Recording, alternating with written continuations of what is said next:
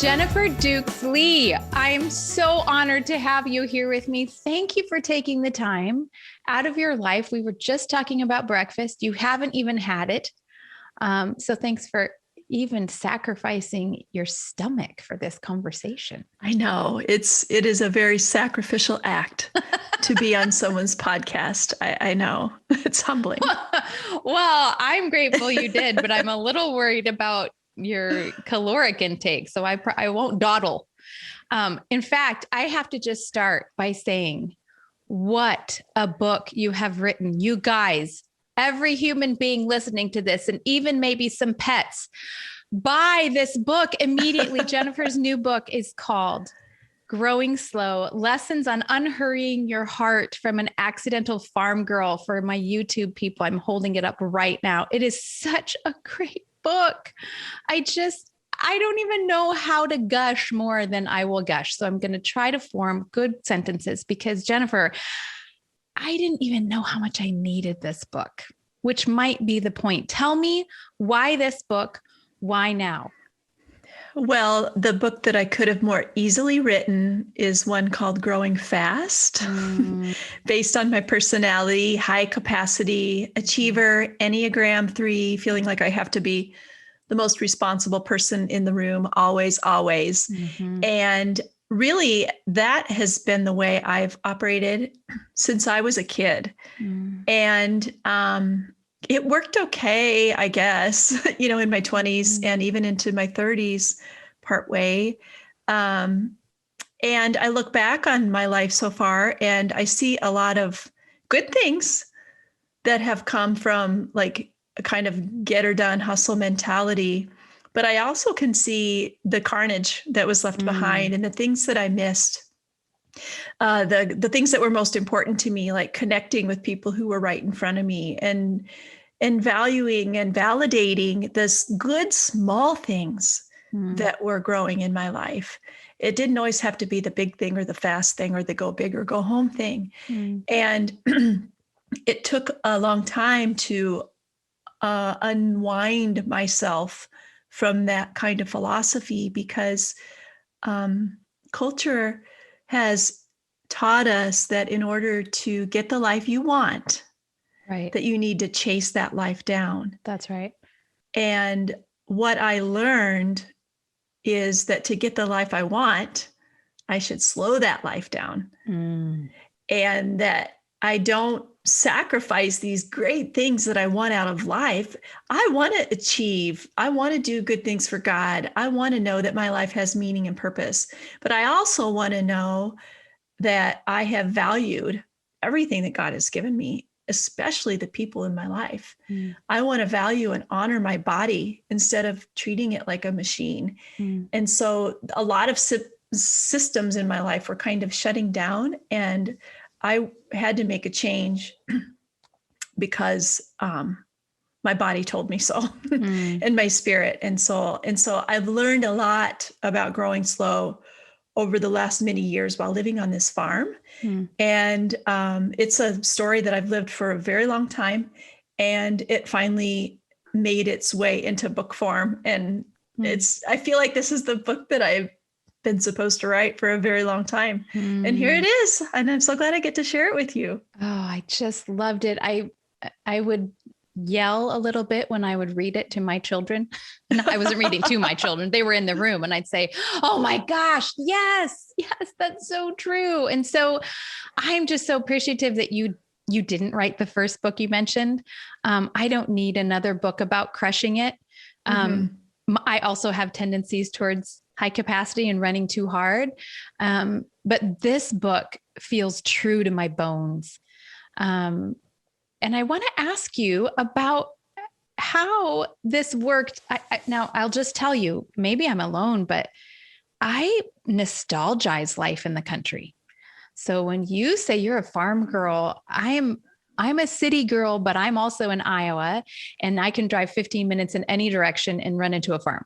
And right. I have family that grew up on farms, and we used to go to my dad's hometown up in Northwest Iowa, a town of 250 people, which was basically a really big farm with a lot of great baked goods. And so I have all very almost romantic feelings about what it feels like to live in the country.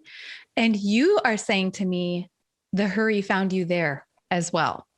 Absolutely. Absolutely, it did. I have to pause though. What's the town of 250? It's called Morris.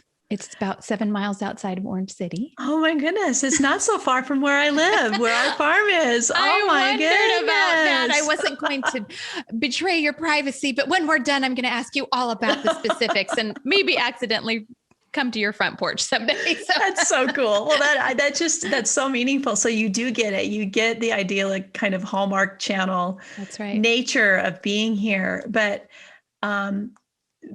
day one of our growing slow journey was definitely the day that we decided to move back to Scott's family's 5th generation family farm. But I didn't entirely embrace it or know it. Excuse me. And I wish that I could go back and start celebrating back then. I remember this moment when we were standing at the edge of a field and both Scott and I had a baby on our hips. And a Des Moines Register photographer had come out to take a picture of us. And it was for my farewell essay for the Des Moines Register. Yeah. Yes. And so by that point, we had heard from a lot of colleagues, friends, professors that we were throwing away our potential, that, we got these great degrees. Scott had a law school degree. I had a journalism degree. I was well on my way to hitting all of the benchmarks of what it looked like to be a successful journalist.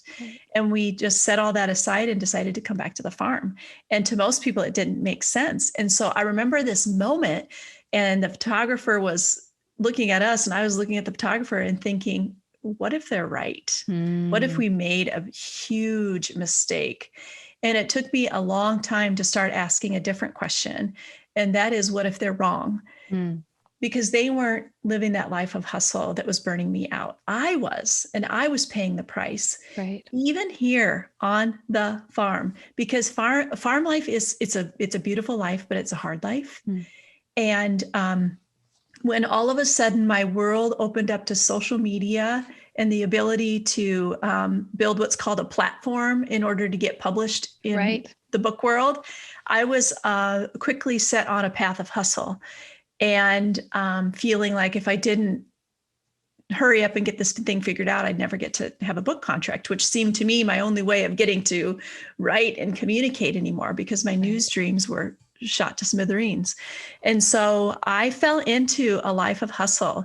And, it was authoring, it was social media, it was being a good farm wife and trying to do the things I was supposed to do at the school and at church. And at the end of the day, I would think, wow, I was sure busy today, but I'm not all that convinced that I was productive. And it began to take a toll on my body. I ended up in a doctor's office, and I know you read about that in the introduction and in chapter 1. And in essence, I was told that I have hurry sickness, which is a trauma to the body. And it's a sickness that is sort of insidious in that it doesn't show up on any medical tests. It's just this general kind of stress disorder that affected my eating and my gut and my sleeping and just the way I felt about my life and my progress so far. It's kind of the way you feel when you're at Target and, you think you're in the shortest line, and then all of a sudden the line beside you is going a little bit faster. Totally. And so you switch over to that line. But then when you get over to that line, you realize that by now you would have been checked out. Right. Totally. Right. A constant recalibration of how do I get where I'm going the fastest. Exactly. Even Target. Yeah. Even Target. And so it's those little things like the way you feel about lines in Target, but then you multiply that out. And you can look at it that way in your marriage. Like, I should be further along by now in the way our marriage is going, and look at their marriage, and that seems to be going better. Or I should have a house with a 3-car garage by now. And, maybe we should have a lake house by now. And maybe our kids should be further along by now. It's unending. It's like a constant series of Target lines that we can't ever get to the cash register. Right. Exactly. I think you articulate that so beautifully today, and also in your book, this relentlessness of it. And even on the farm, even looking at your back 80 acres, and even that beautiful morning light that comes in your window, and you help us see that through the seasons.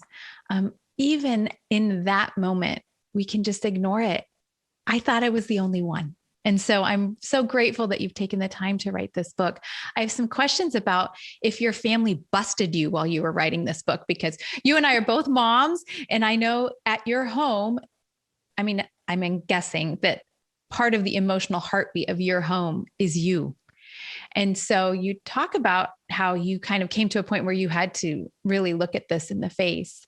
And I'm wondering if when you told your kids you were writing a book about slowing down, was there any part of you that thought, oh no, cat's out of the bag. Now they're on to me. I'm writing a book about grace right now, and it's absolutely kicking my tush because I can't write a book about grace and then not extend grace. Right. So did you have that at all? I know you have two beautiful girls, and I know that you have a beautiful relationship with them, but talk to us about that, how that works in a family context, if they busted you. And then my second part of that question is, how do we help our kids do this? I'm kind of jumping because I need to learn it first, but as you're learning, how are you teaching your girls too to embrace this growing slow? I think well before I wrote the book, I had been living it, but there were ups and downs. And so it was a rather abrupt decision to actually write this book because I had another one that I'd already written the proposal for. Okay. And in the opening line of Growing Slow, I say there's some books that an author writes because they're on a list that's hidden in the drawer. And then there's others that insist to be written. And this was one of those books. And so last minute change, my literary agent and I added this second book to the book proposal. And it was so out of my heart. And I think so compelling that that's the book that any publisher that made an offer to me wanted that book first. How about that? Yeah. And it was wild because it was so, you just knew it was from the Lord. And I know that my kids have seen me have some wins in the Growing Slow context, but I also know that they understand what my default is. And we talk about this stuff all the time. I have, like I talked about on my Instagram recently, I have a very intimate friendship with my teenage daughters. Right. And one of them has a growing fast mentality. And so we've processed this concept for years together. The other one was made for growing slow. How about that? So where I get busted, she's like, Mom, I've been trying to tell you this all along. So even now she's 17 and I'll be trying to hustle her out the door. And she's like, Mom, just cut me some slack. I'm trying to grow slow here. Stop it. Oh, to have your child quote you to you. Yes. So horrible. It's such a horrible moment. Yeah. I love it. That's great. That's actually wonderful though, because she is so on to you and knows how much you love her and that you want this for her. So I really love the idea of her calling you out on that. Oh yeah, she does. That's so great.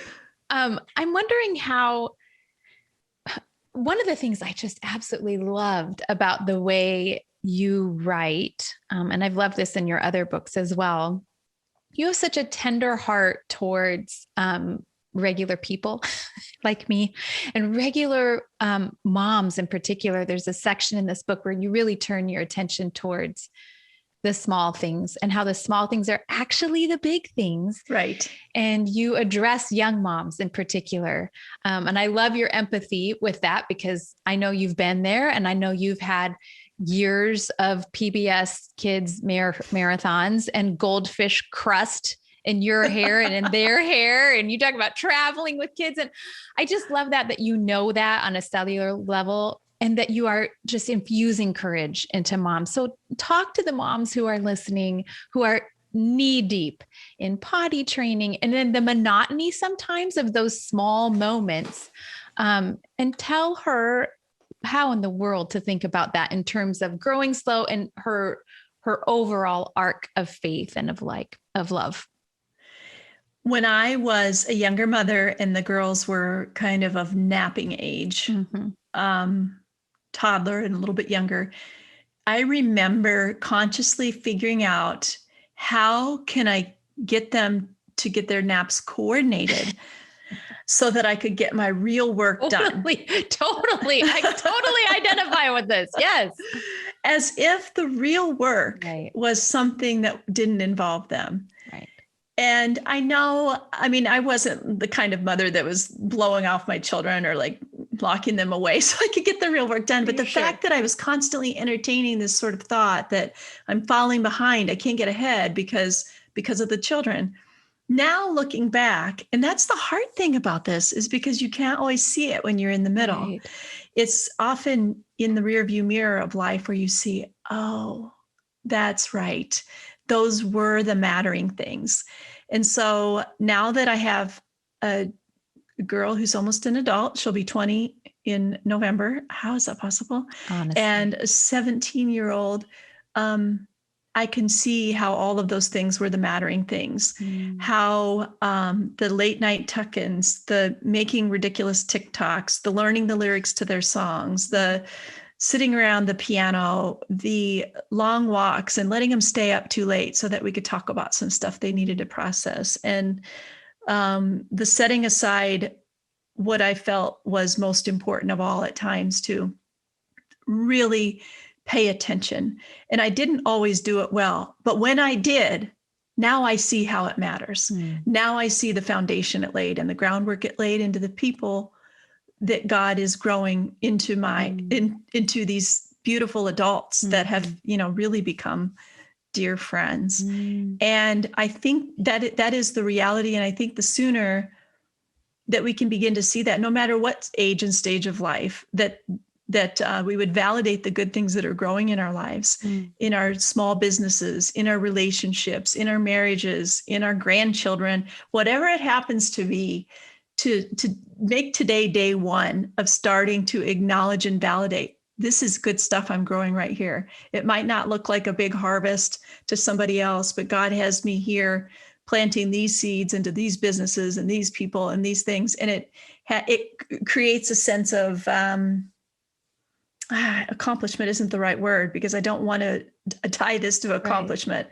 Right. Maybe just a sense of peace at the end of the day, that I'm right where I'm supposed to be, and that God is with me in this ordinary life that I'm living.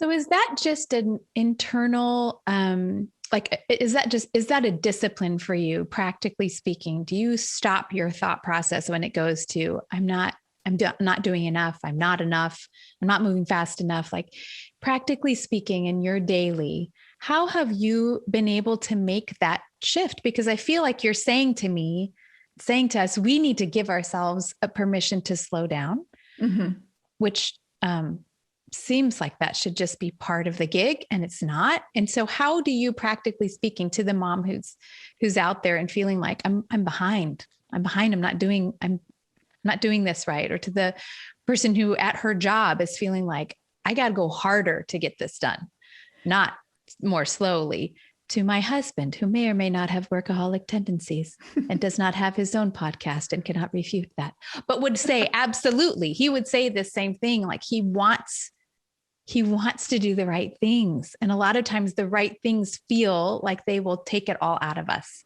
Right. So how do you do that on a daily? Oh, I've got so much to say about this. And I think that first, I just want to acknowledge that it used to annoy the crap out of me when people would tell me to slow down, because I'd be saying, you have no idea what I've got going on. Come a little closer and say that, would you? Say that to my face and my eyeballs. Right. Yes. But what I have found remarkably, that growing slow is my superpower now. It has actually made me more productive. I actually tell me about that. How that works. Yes. So wild. So I come to work more energized and more enthusiastic about my work on a Monday morning than I ever have before, because there's a lot of different ways to talk about this, but even just in the simplistic of growing slow has you very focused on single tasking, like the thing or person that's right before you, instead of multitasking. Okay. So in my work, when I'm sitting here with you, I'm not doing other things with my hands or my mind or tabs. Like, everything is shut down on this computer. There is no distraction. I have my phone on do not disturb, and I'm looking at you and I'm thinking about you and whoever is going to listen to this. If I was doing a bunch of other stuff right now, I would not be productive. This would not be an effective conversation. It would not bless your listeners, I don't think. And I hope it blesses your listeners. Yes, absolutely. But sometimes in a growing fast world, we think that if we can multitask, like if I can also just quick answer this email while I'm in the Target line, or if I can just quick shoot off a fast text while I'm at the stoplight, that is somehow going to make us more effective. But we've learned over time that the more time we spend on our devices, studies show that those people are the most stressed out.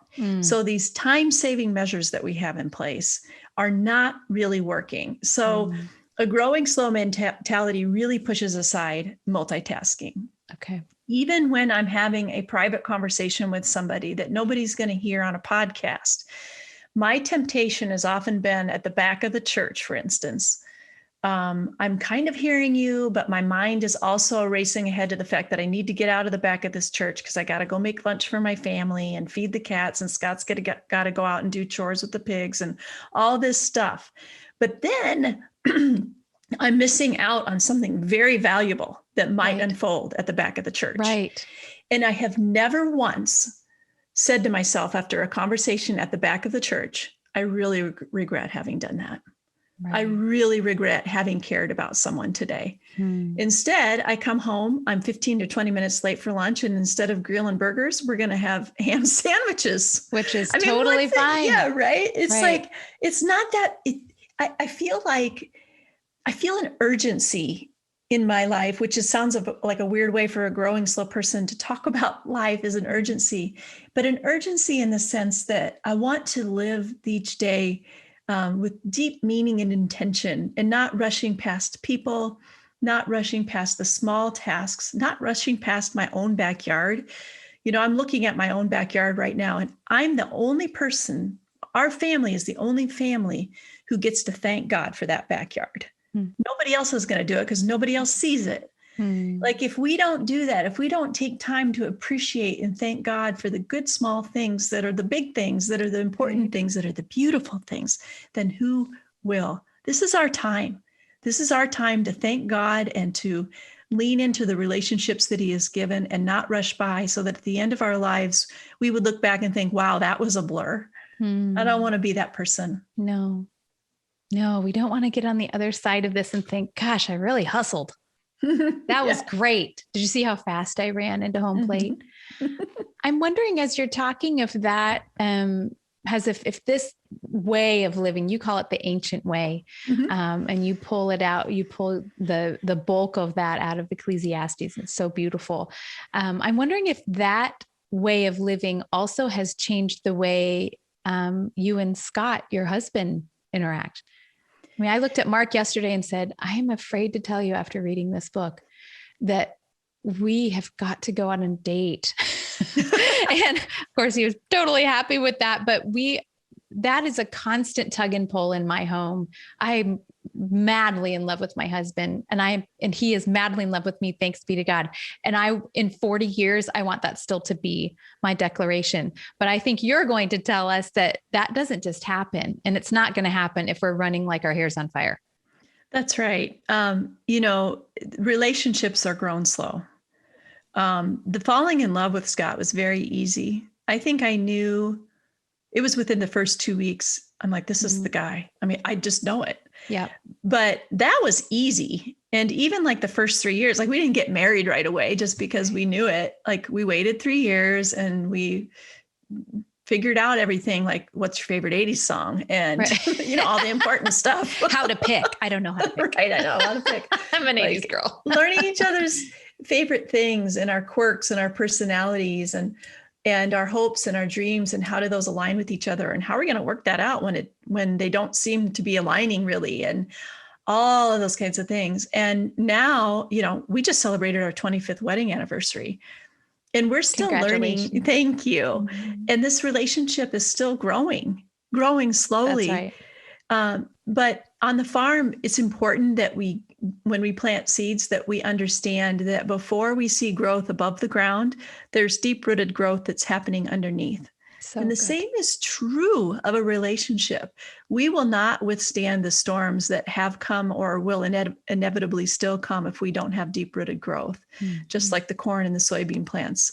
We've gone through a drought in our part of the state right now. And the only thing that's keeping those plants alive right now is the fact that they have put down a deep root system way down deep in search of water. And the same is true for Scott and I. It has been intentional to grow in faith together. And it started out to be very uncomfortable for us. We actually came to faith, like, even though we both grew up in the church, long story, but we didn't really have a relationship with the Lord until our early 30s. And it was really uncomfortable at first because that wasn't what our marriage was based on. But we knew, if we're going to take this thing next level, we actually have to start praying together and reading the Bible together and talking about God in the context of our relationships and our dreams and our hopes. And it was weird because, first of all, I hadn't even prayed out loud, until that point. Now all of a sudden I'm praying with my husband, and it was just kind of weird and awkward. And it just, now that's second nature. It's just, this is what we do. And we pray about the crops together. We pray about our children. We pray about the little things and the big things. And we thank God for our backyards, our backyard together, and all those things. Right. But you have prayer roots, right? Yes, it took years for those roots to go down, and they're going to feel a little flimsy at first. Yes, that's right. But that's the way you grow, is by starting to grow and deciding that it's worth the effort. And so now we're at the point in our life where we're seeing the harvest of some of those things, and we're seeing the growth and the green and the beauty of putting down deep roots. But it is an Ecclesiastes 3 way of living, what I call the ancient way, because in Ecclesiastes 3, it says there's a time for everything and a season for every activity under the heavens. And that's a lot of really cool stuff, like a time to heal, a time to laugh, a time to dance. But there's also some really hard things in there, like a time to die. That's right. And a time to uproot. And that's right. And, we've gone through great loss. We've had to mourn at the sight of graves of people that we love dearly. And, but through all that, we've grown closer too. And I think that is possible. I do think that's possible. So tell me about how that works, those not as fun parts of Ecclesiastes 3. So when you talk about, I want all of the first halves of all of those verses, to dance, and a time to, have experience joy together, and a time to live. I don't like the other parts. And so I'm thinking in particular, there's this beautiful part of your book where you give permission to folks who have planted something, to not wait there for the harvest. And you talk about it in terms of your education and Scott's education, and how, you had ideas of what this is going to look like. And I'm thinking also in terms of relationships, of folks who planted and watered and waited. And now it's actually time to leave that relationship, or uproot that relationship, or give yourself a permission to say, this is actually not a healthy spot for me to hang out for the harvest. So how do we know when it's time? You talk about the time of giving up versus the time of giving in to the one who loves us. So instead of just hiking, taking Route 56 out of there, you say there are times when it's time to surrender, and you don't wait for the harvest. You go to a different spot in a different field. How do I know? How do we know when it's time to do that? So I have, I'm going to hold this up for you and your YouTube people. Your podcasters can't see it, but it's a very old Post-it note that says change is good. And I talk about it in my book, and it's been sitting on my desk since I was a reporter at the Omaha World Herald.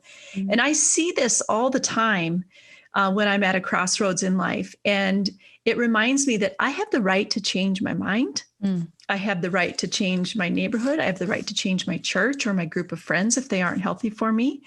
I have the right to change my career path. And I've done all of those things. And I think that a lot of times that's where the growth happens, and that's where the magic happens, is being willing to move on. And I'm not saying just to cut ties because I got sick of my husband, so I'm leaving him, or I got sick of being a mom, so I don't mean it like that. I mean to say that if God is calling you to a change,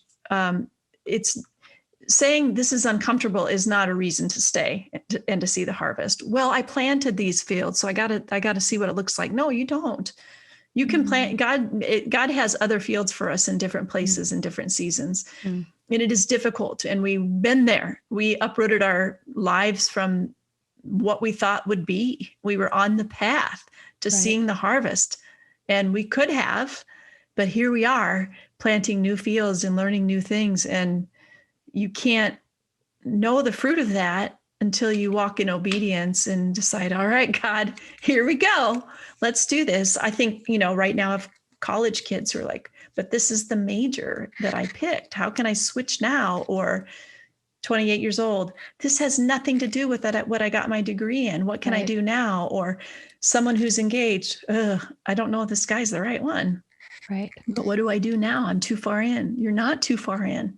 Take time to explore the options and figure out what is really going on instead of just trudging forward. It may be that God calls you to stay in a place or a relationship or a church.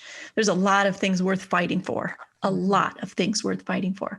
But sometimes change is good. Brilliant and beautiful. And I wish someone had said that to me earlier on in my life, right? I think we get very used, especially if you're an achiever and you're a goer and you have people patting on your back saying, good job. That was a good A you got. You can just get on that train and never get off. And so I love that you're giving license to folks to say, not only is change good, change might be the best. Change might be exactly what you and your heart and your brain need. And clinging to what's familiar might actually not only impede the harvest, it might stunt the whole thing.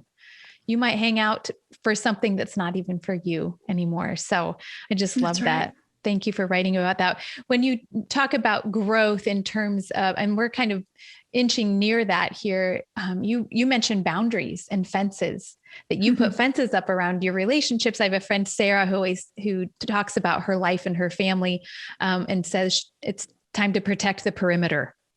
And that's kind of what you're talking about in your book, that there are ways that we don't just open up the gates and say, here I am, grow me. There are also ways that we need to carefully think about boundaries in our lives. You say one, I believe you talk about the visual I'm remembering is that you would have a fence that would spell out NO for you. Right. So how do we know what the appropriate boundary is? Because especially if you're I don't know, maybe this is Midwestern. Do you feel like Midwestern women in particular were encouraged to just volunteer for absolutely everything, bring every plate of brownies, do everything in your kids' school. And also if you can build a career, fine, but you need to do all of those things together. How do we step away from the impulse to do all the things? How do you do that? How do you decide that? Yeah. So I think first is believing and adopting the philosophy that is similar to what your friend shared. And that is that things are worth protecting. It's not, boundaries aren't trying to always necessarily keep things out. It's it says what's inside is valuable to me. Mm-hmm. And, like if I have a garden, which I'm not a good gardener, which is not a good thing for me to say as a farm wife, but if I have a garden. But it's so honest. We'd much prefer you be honest. Thank you.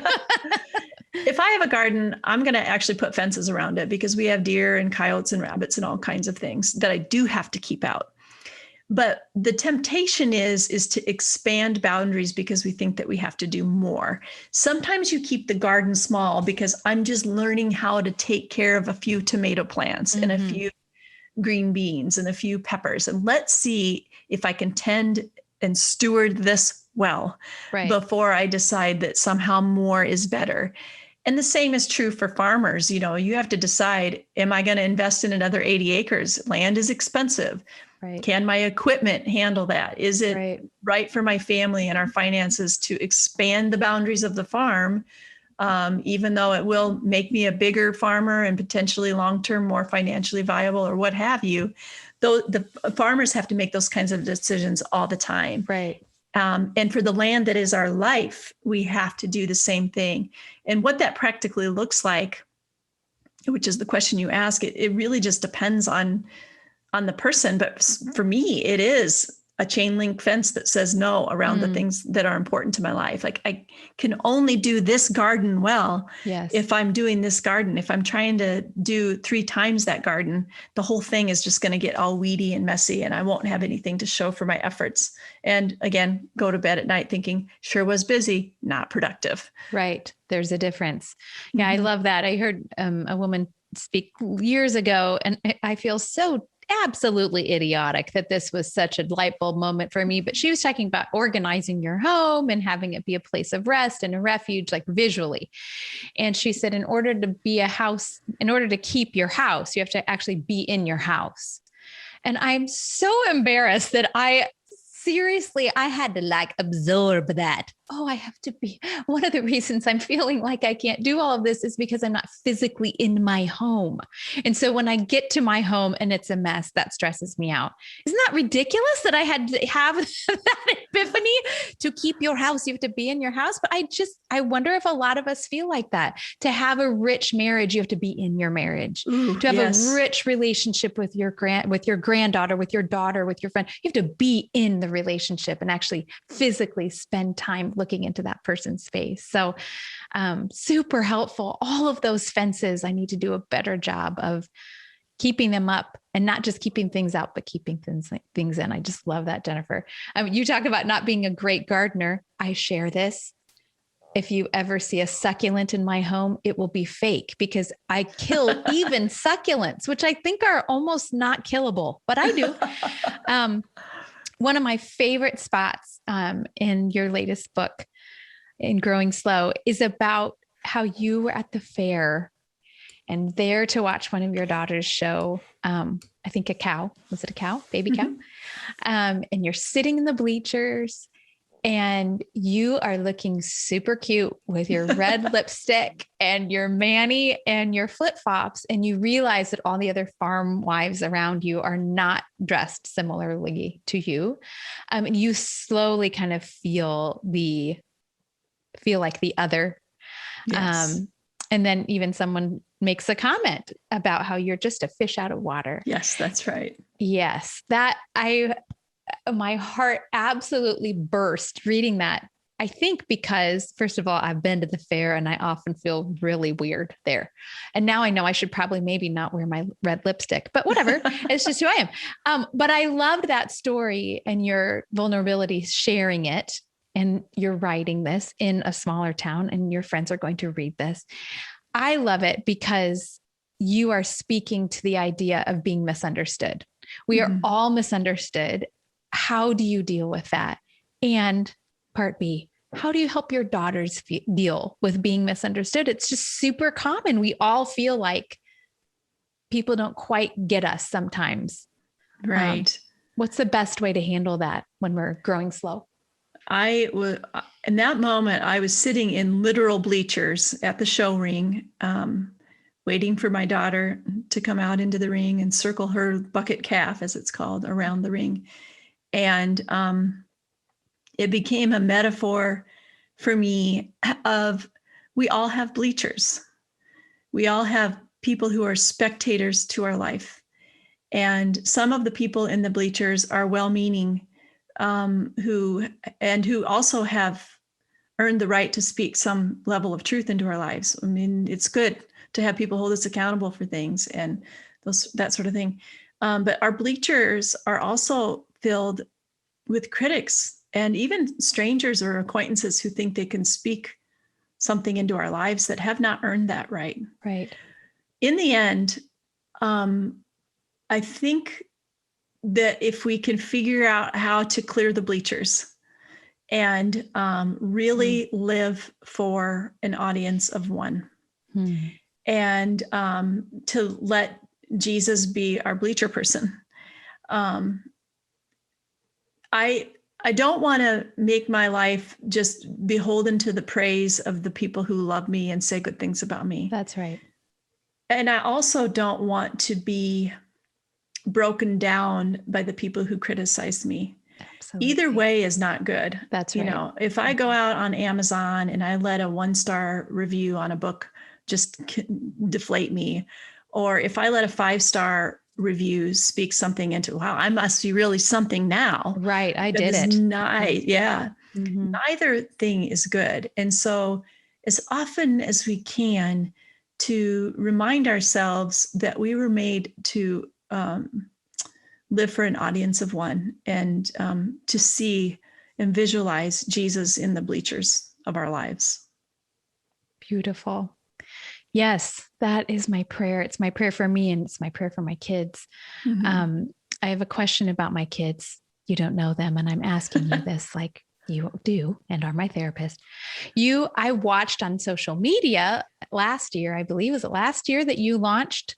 No, a couple of years ago, maybe, that you launched your firstborn to college. Yes. And I'm sure I commented and cried. I don't even know your daughter, but I cried with you as you were launching your daughter. And this question is completely personal. How am I supposed to do this? My Anna is leaving in September. You're shaking your head and looking depressed. I'm gonna cry. Just cry. I need to feel the freedom. Cry.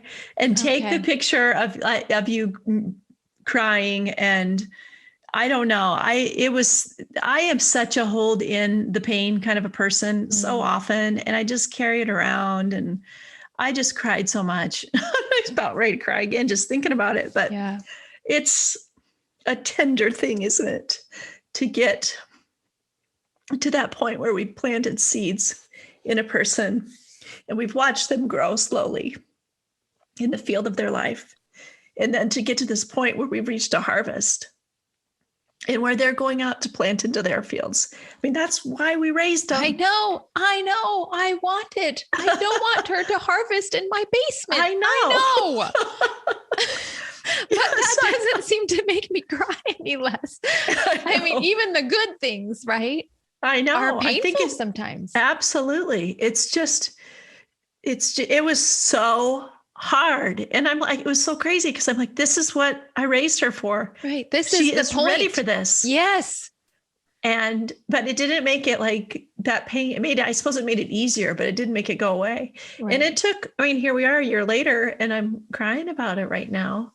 But I think in a way that is very, very healing, and just to be, reassured of that. And when you start to see the lessons and the seeds planted from previous seasons, like when Lydia at the start of a month will say, she'll send out a message to all of us, moms, dads, grandparents, aunts, uncles. How can I pray for you? Because I'm filling out my prayer journal. I mean, honestly, if that's not a big fat sunflower harvest, I don't know what is. I mean, those things, and my kids aren't perfect, but it's when I see those kinds of things, or the opportunities that she's been given, or the things that she's trying, or right now, like readjusting her focus, like, is this what I want to do with my life? What do I want to do? And, taking the time to work through those questions is all really, really wonderful in a whole new way. Right. A different kind of rewarding. Mm-hmm. What do you say to me in my weary heart in terms of practical steps I have a lot of moms who are walking right into this season for the first time. What do we do? What are things that we do? Anything? I asked one woman and she said, write letters to your kiddo. I can do that. That's like an action step. Fantastic. Any other things like that, or things that you've learned? Yeah. So, Lydia went to Iowa State. And so there's like this cookie company, and she'd tell me about something hard that was going. So like I send her a box of insomnia cookies. That's what they're called. Perfect. Insomnia cookies, those sorts of things. Have made time to go down and just be with her for a day or two. And she's only 4 hours away, so I could do that, but also really to give her space. And we encouraged her, don't come home every weekend. Right. We see some kids do that, and that's fine. They're closer. She's just far enough away, but really encouraged her to engage as fully as she can into the college experience. Right. For me, I still have her on Find My Friends, and resisting the urge not to monitor her. Right. I mean, it really, honestly, because there's nothing we can do about it. And there's nothing more, feeling like I'm not trusted by mom. Sure. So, for me, that's different depending on what a parent's, what their comfort level is. Getting to know their friends. befriending their friends. We had 7 college kids this summer at the lake with us, and they were from New Jersey and Denver and Wisconsin and Minnesota, and they all flew in. I love it. I love it. Getting to know their friends and appreciate their friends and liking them on Instagram and following their work and affirming and encouraging them on Snapchat or whatever it may be, like really getting into their lives too, to show that you care. And I think that says to your own child, Mom cares about what I'm doing. She even cares about my friends. Right. So as much as, they want you to, there's a line, right? You don't show up with your favorite mixtape. Hi guys, just here. Have anybody want a dance party? That's what I'll need to really back up on, because I do have dance party tendencies. So, Mom, I've decided to take 3 years in Helsinki because you can't visit there quite as easily. I'm not going for that. Those are absolutely beautiful admonitions. Yes. Good advice. Thank you. And also try not to be too scared if I direct message you and am weeping and just say, tell me what to do today. Hope that's okay, Jennifer. We're close enough now for that. Okay. I just have one final question for you. Okay. That's not true. I have 2. First, what's next? So how we talk, because I write books too, I have a huge heart for authors who are going through the process of birthing a book, launching a book. We are very vocal on this podcast about the beauty of a review, the beauty of a pre-order. There are ways to come alongside folks that are doing this kind of work and really support them. And so I'm vocally encouraging everybody listening, please do yourself a beautiful favor and get a copy or 10 of Growing Slow by Jennifer Dukes-Lee. I'm telling you, I only talk about things on this podcast that I really love because there's enough other stuff in the world. We are hearing enough words. I don't need to add to that, but if I love it, I'll talk about it. Growing Slow. I'm telling you, it will be a beautiful gift to give to yourself. So that's one thing. Buy this book, review it for sure. But what's next for you? I hate to ask you that. It feels like a pushy, hurried question. You just launched this baby. So if you say nothing, back off, I'm totally fine with that. But what are you thinking about? What are you dreaming about these days? Well, in fact, I just had a conversation with my literary agent about this, like 10 minutes before we got on this call. Oh, I'm timely. Yes. And I'm just like, I don't know I don't know what to do next. I don't even know if it's that book that I originally sent off to the publisher. And she says, Jennifer, don't worry about it. You are still living this growing slow message and carrying it out there. And I really am. I spent 15 years living this message. I spent 2 years writing it. Right. And now it's my time to do what I'm doing right now, which is to talk about it and to let people know that it matters. Right. And we're coming into Bible study season now, and I have a 6-week Bible study that is a companion to the book. Wonderful. Yes. With free videos. Yay. And I spent a resource. Year. Oh my goodness. We spent a year creating these videos, and they're free to anybody who gets the Bible study. The code is right in there.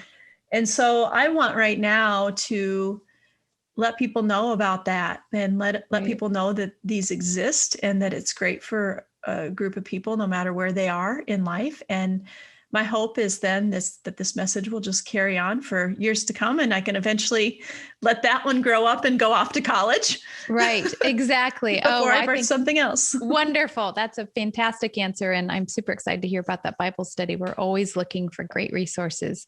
And I cannot imagine a better way to start the fall, for sure. Okay. Last question, which is a total book nerd question, because I am one and because I get to ask questions now. Apparently, now that I have a fancy microphone. My question is, what is a book that is on your recommend list that you find yourself returning to over and over and you think, oh gosh, you would love this? So what's on the recommend list? We love backlist titles.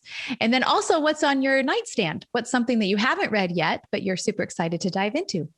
Okay. So to the first question, this isn't one that I've gone back to again and again, but I can't not talk about these two. Great. It's just, I love I got to Bring tell you it. the books. Yes. Okay. One is an audiobook that I'm listening to, and it's called Braiding Sweetgrass. Okay. And it is written by a Native American woman. So she comes at things from a different faith perspective. But I feel like it's really important for me to listen to what she has to say because of my relationship with the land, and acknowledging that there were some people that loved and relied on this land before we started farming it 150 years ago. That is right. Beautiful. Braiding Sweet Grass. Do you know the author? Oh, and it's so good. It's okay. We'll put it all in the show notes and people can just go straight there. Am I not remembering her name? I can hear her voice because I've been listening to her. It's so good. Oh, good. She's an ecologist and ecologist and a poet, both. Wonderful. And a mother. Oh, fabulous. I love it. And then the other one that I just finished, so it's on my nightstand, but I just finished it, is The Weight of Memory by Sean Smucker. I haven't read it. Is so good. Okay. We know it's good when there are pauses that long. And I have received, I didn't buy the book. I received it. Like we get boxes called influencer boxes from authors because they want you to talk about their stuff on Instagram. And I'll often just put up a story. Hey, congrats to so-and-so. But I went to the lake this past weekend. I'm like, what am I going to take? I'm like, oh, I'll take Sean's book. Oh my goodness. You could not in and could not come up for air. That is a great recommendation. And the idea of not coming up for air is really important. Like that's kind of what the book is about. So the weight of memory. The weight of memory. Yep. So now I'm going to read all of Sean's books because he sent the other ones to me. And I'm like, why have I not been reading these? Why are they back on these shelves? Yes. So. Oh, fantastic. So he is both a recommendation and on your nightstand for what's next. Yes, that is true. Both of those things. Yeah, but I don't know which one is going to be next. And I'm also an acquisitions editor. I don't know if you knew that. I did know that. Yes. I didn't know if you wanted to talk about that. How you can somehow farm, grow children, be a great wife, bake brownies, write books, and be an acquisitions editor. I just wanted a nap after I listed all of those things. No, it's fantastic. I love it. So I'm reading a devotional that won't come out for another some months, but that is just really, really good devotional material. And someday I'll tell you about that. It's by Karen Amen and Ruth Schwank, and it's phenomenal. Okay. But we can't talk about it yet. It's on the wraps. Yes. Okay. Wonderful. Jennifer, thank you so much for your time. I know because we are living similar lives and similar times, and even in the same state, that there are lots of folks asking for your time. And I'm just so grateful you spent it with us. I think our listeners are just going to feel like they've been walloped by good things listening to you. So thank you. Thank you.